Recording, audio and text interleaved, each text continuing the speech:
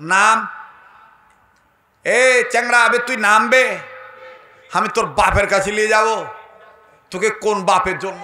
ওই চাঁপাইনবাবগঞ্জ তো আমের দেশ। তো আমের বাগানে রাত্রের অন্ধকারে একটা ছেলে ব্যাগ নিয়ে উঠছে, ব্যাগ ভরে আম পারবে, চুরি করবে। তো বাড়িওয়ালা টের পাইছে। তো চাপায়া ভাষায় বাড়িওয়ালা বলছে যে আমার কানে আমের ঝোপ থেকে, বাগান থেকে ফের কেন এরকম ঝোপঝাপ আওয়াজ আসছে বে? এ কণ্ঠে তোরা রে? চাপায়া ভাষা আর কি বলে, কে আমার বাগানে ঢুকে যাবে? তোরা নাকে সর্ষের তেল দিয়ে ঘুমাচ্ছিস নাকি বে? কে হার বাগানে উঠছে বেরে? এ দেখতো, যেমন আমি চাপাই গেলে এখন তো কম যাই, এখন ভাগ ভাগ করে যাই। শীত মৌসুমে ঢাকা বিভাগেই ওয়াজ শেষ করে কুল পাই না। তো রংপুর, দিনাজপুর, নীলফামারী, পাবনা, সিরাজগঞ্জ যাবো কখন? এই জন্য ওইটার সিজন ফেলাইছি এপ্রিল, মে, জুন, জুলাই, আগস্ট। এই 5 মাস হইল রাজশাহী বিভাগ, রংপুর বিভাগ। কথা বলছেন নি? এখনো ওয়াজ করতে গেলে রাজশাহী বা আপনার চাঁপাইনবাবগঞ্জ বলেন আর গুদাগাড়ি বলেন, গেলে ডাক দিয়ে কয়, হুজুর আপনার কণ্ঠে গাজালগুলা খুব বেহতার লাগবে। কিছু বাংলা কয়, কিছু উর্দু কয়। মুর্শিদাবাদের সাথে লাগানো যে, এই পার বাংলাদেশ আর ওই পার কি মুর্শিদাবাদ। ডাক দিয়ে কয়, হুজুর আপনার যে গালা গো, এই গালাতে গাজালগুলা খুব ভালো লাগে, বেহতার লাগে হুজুর। তো আপনি গাজালগুলা কাহাবেন? তা ঠিক আছে, গাজাল কাহাবো, সমস্যা নাই। হ্যাঁ থামে না না না, একটা বাইক করতে হুজুর হয়ে যাক একটা, তো ওইটাই তো একটা কষ্ট হইতেছে আপনাদের। আল্লাহ আল্লাহ আল্লাহ আল্লাহ আল্লাহ আল্লাহ আপনি আমাদেরকে সহি বুঝদান করে। তো ভাইরা আমার, ওই আমের বাগানে উঠছে আম চুরি করতে। তো সিকিউরিটি গার্ড, বাড়িওয়ালা সবাই মিলে, বাগান পাহারা পরি যারা দেয়, এরা সবাই মিলে টর্চ লাইট দিয়ে বাড়িওয়ালা দেখতেছে যে ডালের মধ্যে চুর বয়ে রয়েছে, আম গাছের ডালে। হ্যাঁ, বাচ্চা ছেলে 11, 12, 13 বছর বয়স, বস্তা নিয়ে উঠছে, হমানে আম পারতাছে আর বস্তাত বর্তাছে। তো বাড়িওয়ালা গাছের গোড়ায় দাঁড়ায় কয়, নাম। এ চ্যাংড়া, আবে তুই নামবে, আমি তোর বাপের কাছে নিয়ে যাব। তোকে কোন বাপের জন্ম? তো বাড়িওয়ালা গাছের মালিক ডাক দিয়ে কয়, তুই হাসছিস কেন বে, আবার কেলাচ্ছিস? চাপাইতে মানে বেশি হাসাহাসি করলে কয়, কেলাচ্ছিস কেন বে?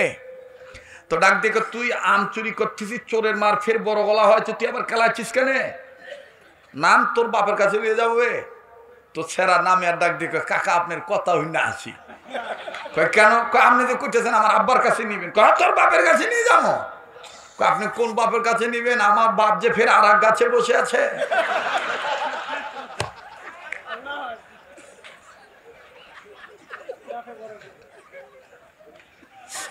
মানে বিচার কার কাছে দিবে? বিচারকরা তো নিজেরাই দোষী, কথা কয় না?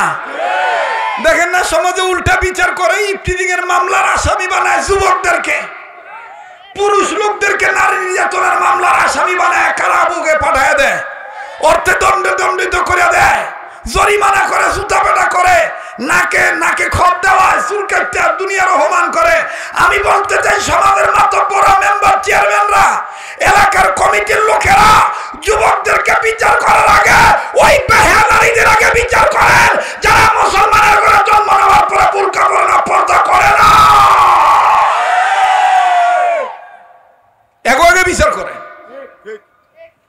বাস্তব না বাস্তব? ঠিক না বাঠি?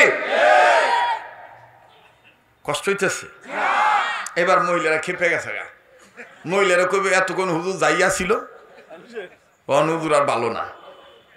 এই বাজারে মাঝে মাঝে তো মনে করেন যে মিরপুরে মাঝে মাঝে কোন এক কাজে আহি, আরে বাবার বাবা রাস্তায় সাইট নেই, কিন্তু ওনার ঠিকই সাইটে আছে। কি রে যুবক, তো কথা কস না, আমি কি বানায় করতেছি? রাস্তায় সাইট নেই, কিন্তু ওনার ঠিকই সাইটে আছে।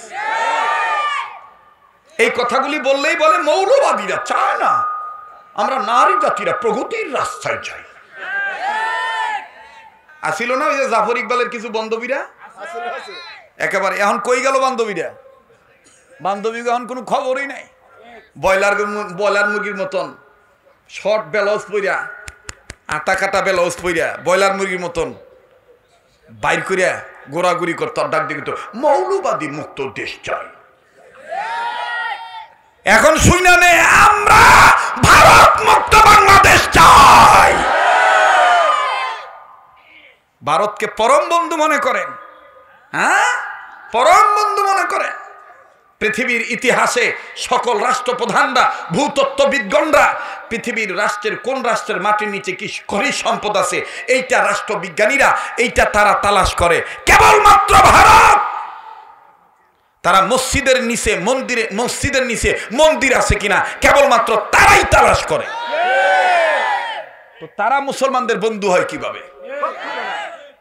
কথা আর একটা মনে পড়ে গেছে, কই দি। মাইকের সাউন্ড কম কম লাগে কি?